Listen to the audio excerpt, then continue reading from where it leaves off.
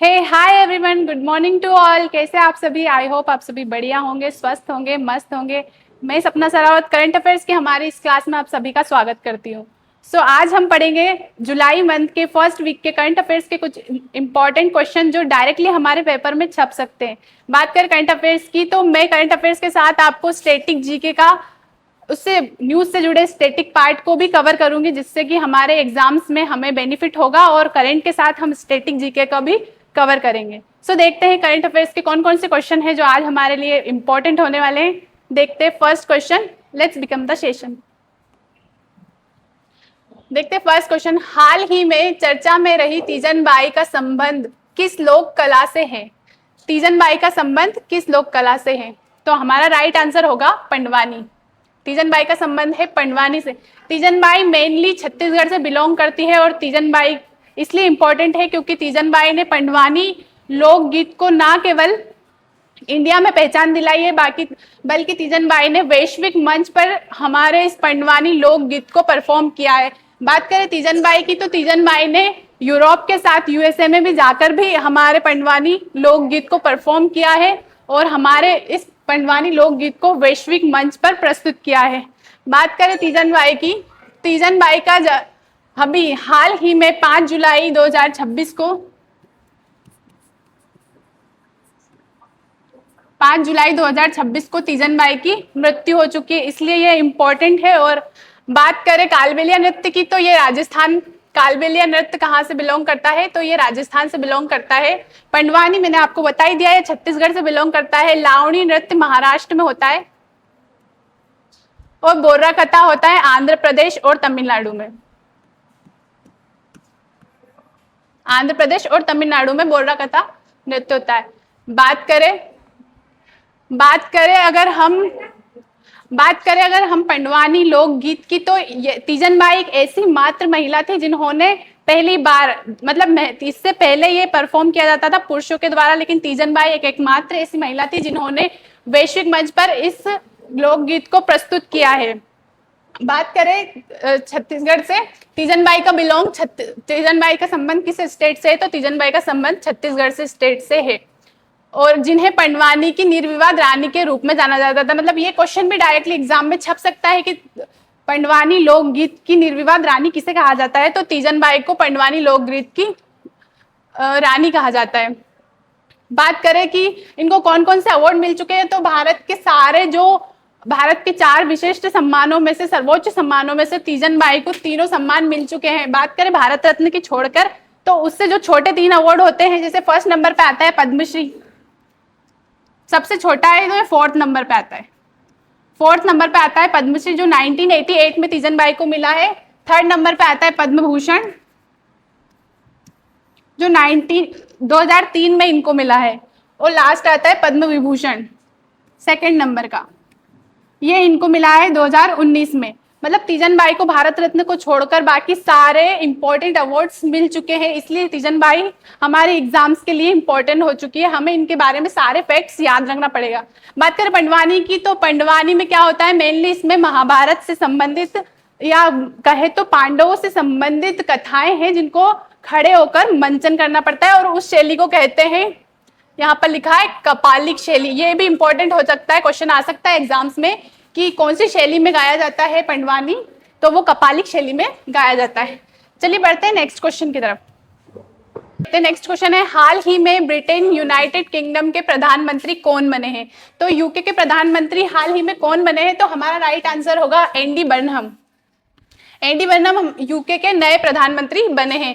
बात करें ऋषि सुनक की, तो ऋषि सुनक भी यूके के प्रधानमंत्री रह चुके हैं और ये इंडियन ओरिजिन है ये ऋषि सुनक। और कीर स्टोवर की बात करें तो ये भी इनसे पहले, एंडी बर्नहम से पहले यूके के प्रधानमंत्री रह चुके हैं। बात करें एंडी बर्नहम की, तो ये कौन सी पार्टी से बिलोंग करते हैं? तो एंडी बर्नहम लेबर पार्टी से बिलोंग करते हैं। इनकी पार्टी का क्या नाम है? इनकी पार्टी का नाम है labour party.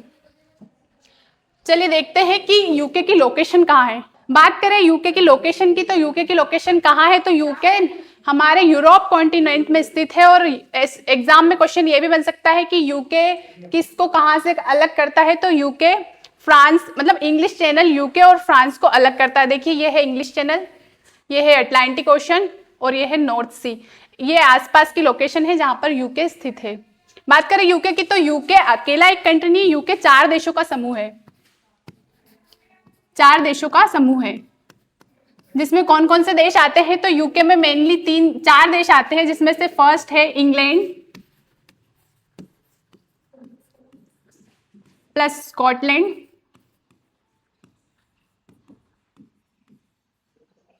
Wales plus North Ireland.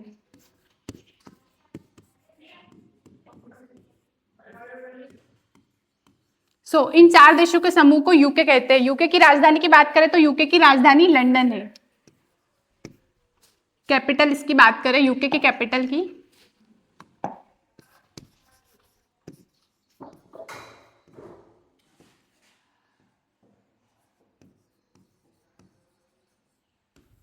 UK की राजधानी लंदन है। बात करें नेक्स्ट क्वेश्चन की तो नेक्स्ट क्वेश्चन है हमारा, हाल ही में यूनेस्को द्वारा किस देश को वर्ल्ड हेरिटेज कैपिटल घोषित किया है? World heritage capital. तो हमारा राइट आंसर क्या होगा? हमारा राइट आंसर होगा इटली। इटली को यूके द्वारा वर्ल्ड हेरिटेज कैपिटल के रूप में घोषित किया गया है क्योंकि इटली के पास वर्ल्ड में सबसे ज्यादा यूनेस्को साइट्स है, लगभग 61 यूनेस्को साइट्स अकेली इटली के पास है। बात करें फ्रांस की तो फ्रांस की राजधानी पेरिस होगी। और फ्रांस में फ्रांस कौन सी नदी के किनारे स्थित है? तो फ्रांस सीन नदी के किनारे स्थित है।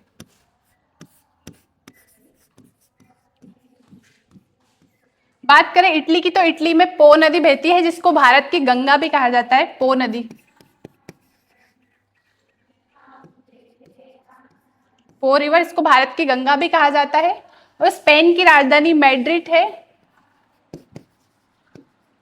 कैपिटल। स्पेन की राजधानी मैड्रिड है और चाइना की राजधानी बीजिंग है। और चाइना में कौन सी बात करें अगर रिवर की तो कौन सी रिवर बहती है? तो चीन में पीली नदी बहती है रिवर।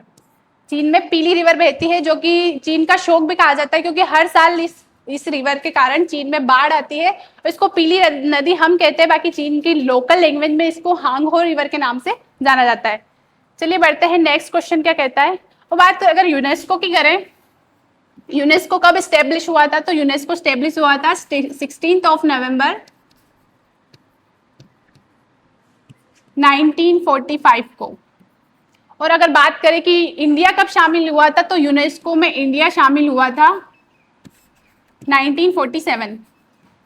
और बात हम फुल फॉर्म की करें तो यूनेस्को का फुल फॉर्म होगा United nation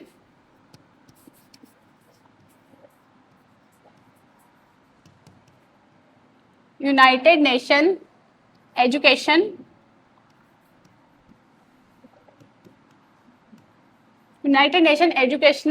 scientific Cultural Organization. Scientific culture.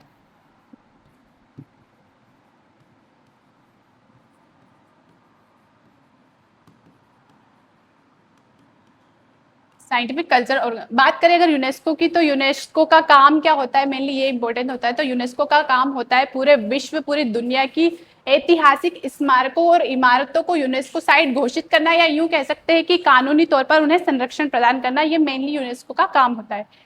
चलिए बढ़ते हैं, क्या इंपॉर्टेंट फैक्ट्स है जो यूनेस्को से संबंधित है। यूनेस्को संयुक्त राष्ट्र, तो ये सब तो वही लिखा है कि यूनेस्को क्या करता है क्या नहीं करता। ये ऐतिहासिक रूप से कानूनी तौर पर सुरक्षा या संरक्षण प्रदान करता है।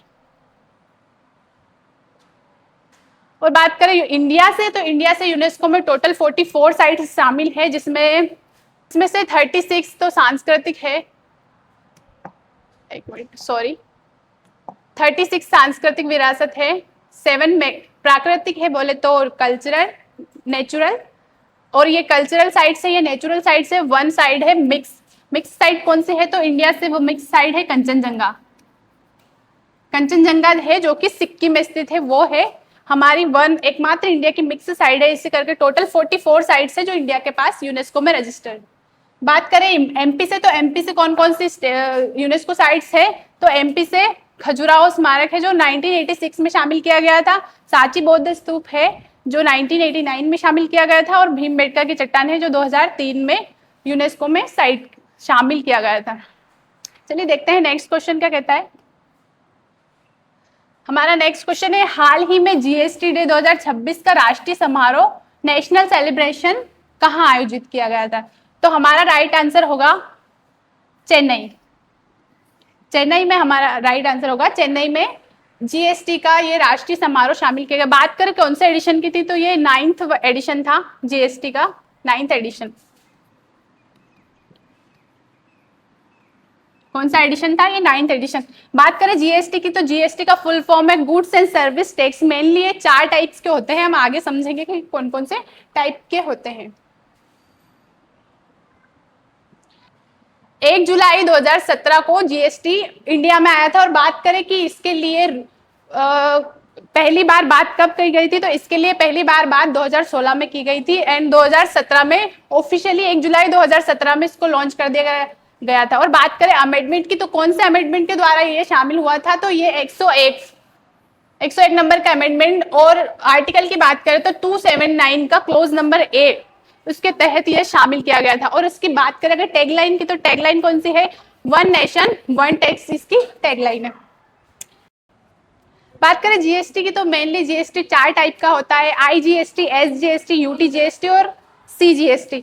सीजीएसटी से बोले तो central goods and service tax, SGST से बोले तो state goods and service tax, IGST से बोले तो integrated goods and service tax, और यूटीजीएसटी बोले तो यूनियन टेरिटरी सर्विस टैक्स, जो यूनियन टेरिटरी में मेनली लगाया जाता है। अगर हम बात जुलाई मंथ के करंट अफेयर्स की कर रहे हैं, तो हमने यहाँ पर पूरे मंथ का इंपॉर्टेंट डेज यहाँ पर लिख के रख रखे हैं कि जो हमारे एग्जाम्स के लिए बेनिफिट देंगे हमें। देखते हैं जुलाई में कौन कौन से मंथ इंपॉर्टेंट है। तो पहला मंथ है 1 जुलाई को बनाया जाता है डॉक्टर्स डे। तो डॉक्टर्स डे किसकी याद में मनाया जाता है, किसको डेडिकेटेड है ये डे? तो ये है वेस्ट बंगाल के सीएम, वेस्ट बंगाल के second CM BC Roy.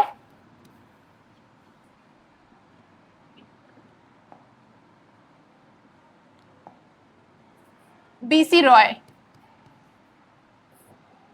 Sorry,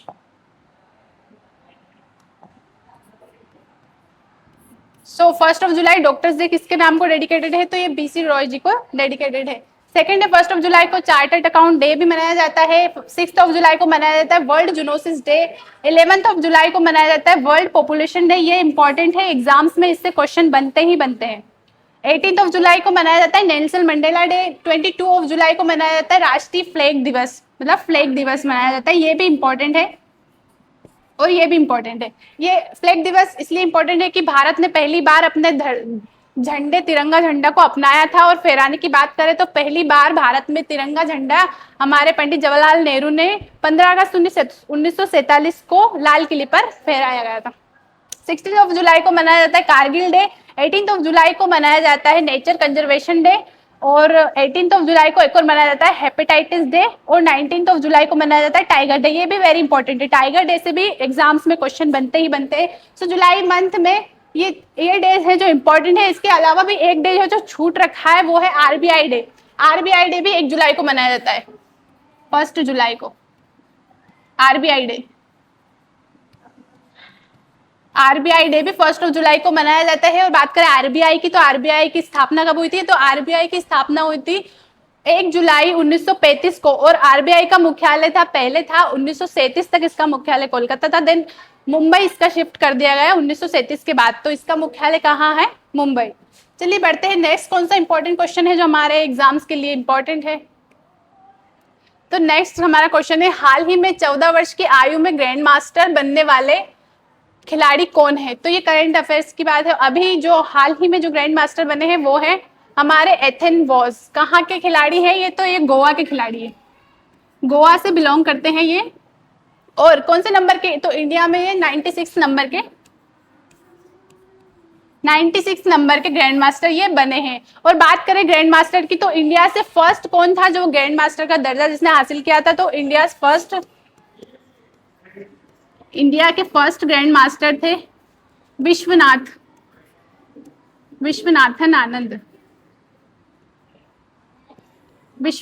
आनंद।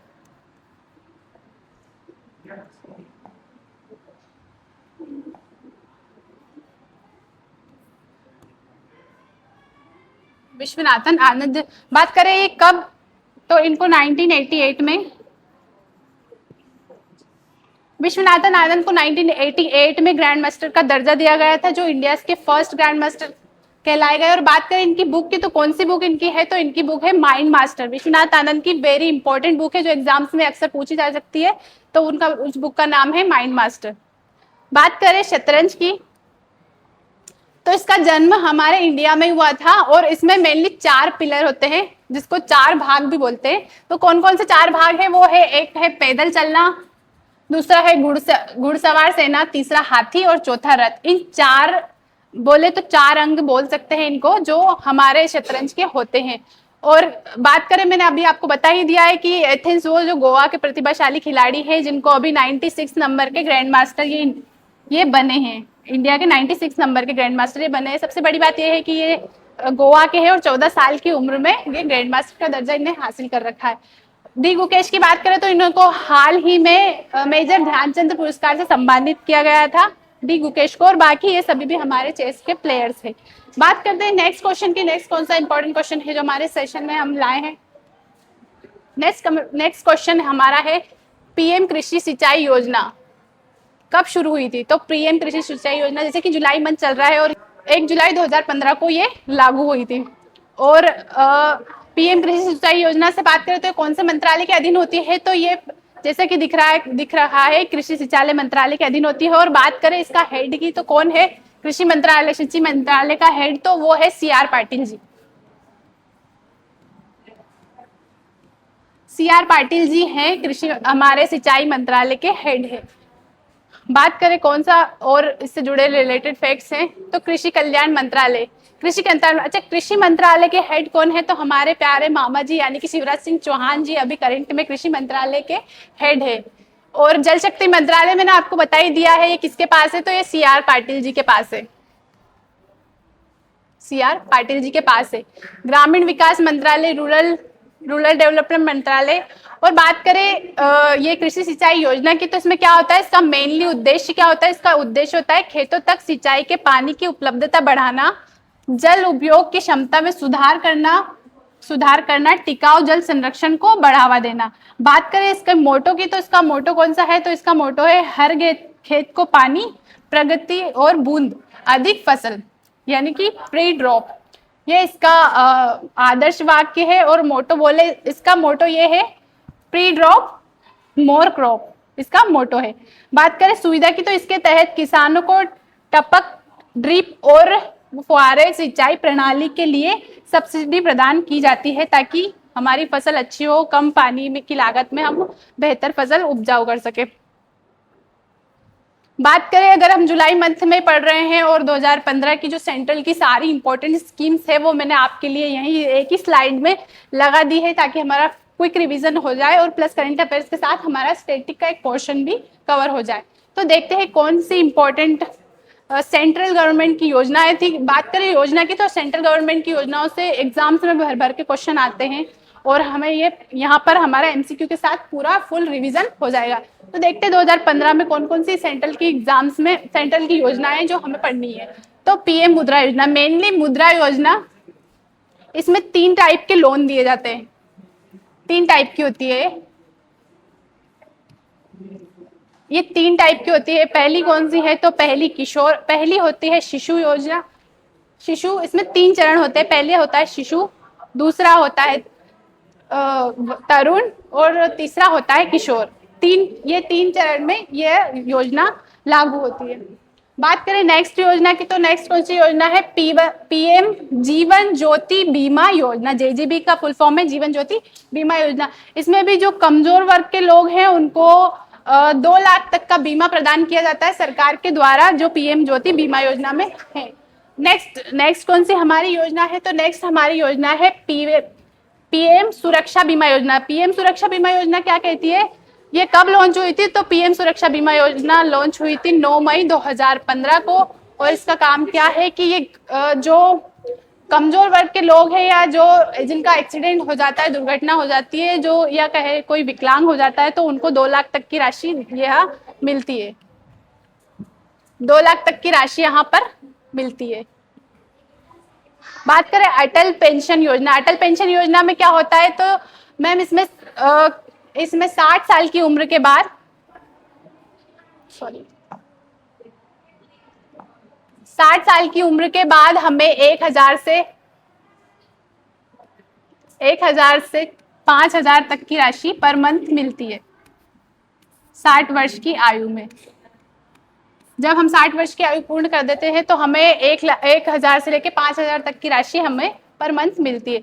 बात करें पीएम आवास योजना की, तो पीएम आवास योजना कब लॉन्च हुई थी, तो ये लॉन्च हुई थी 22 जून 2015 को। और इसका क्या उद्देश्य है, इसका उद्देश्य है सभी गरीब वर्गों को पक्की छत प्रदान करना।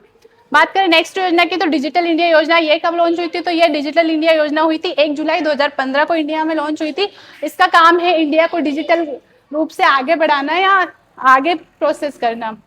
नेक्स्ट हमारी योजना है पीएम कृषि सिंचाई योजना, जो कि हमने अभी डिटेल में समझी थी। इसका लॉन्च भी 1 जुलाई 2015 को हुआ था। लास्ट हमारी योजना कौन सी है, तो स्किल इंडिया योजना। स्किल इंडिया योजना कब लॉन्च हुई थी, तो ये हुई थी 15 जुलाई 2015 को। स्किल इंडिया योजना में क्या होता है कि युवाओं को स्किल प्रदान करना या किसी भी क्षेत्र में उन्हें कुशल बनाने के लिए फोकस किया जाता है, जो कि 15 जुलाई 2015 को लॉन्च हुई थी। तो ये सारी हमारी सेंट्रल की कुछ योजनाएं थी जिनसे भर भर के एग्जाम्स में क्वेश्चन पूछे जाते हैं, क्योंकि सेंट्रल योजनाओं से एग्जाम में क्वेश्चन आते ही आते हैं। यहाँ पर मैंने जुलाई मंथ के साथ में 2015 से रिलेटेड सारी सेंट्रल की स्कीमें के डिस्कस कर ली है, जो कि हमारे एग्जाम्स में हमें बेनिफिट देगा, हमें और अलग जाके पढ़ने की जरूरत नहीं होगी। But next question. सो यहाँ पर हमारे सारे क्वेश्चंस खत्म होते हैं। आई होप आपको हमारा ये सेशन पसंद आया होगा। मैंने यहाँ पर करंट अफेयर्स के साथ स्टैटिक के पोर्शन को भी जोड़ा है, ताकि हम करंट के साथ में स्टैटिक को पढ़े और जिससे हमें जीके पढ़ने में बोरिंग ना हो और हमारा क्विक रिविजन एक हो जाए। ऐसे ही हमारे सेशंस को अगर आपको हमारा सेशन पसंद आया हो तो हमें एक बार लिख के जरूर बताइएगा, और अगर इसमें कुछ कमी हो तो वो भी हमें जरूर बताइएगा। थैंक यू सो मच हमारे सेशन के लिए। Thank you.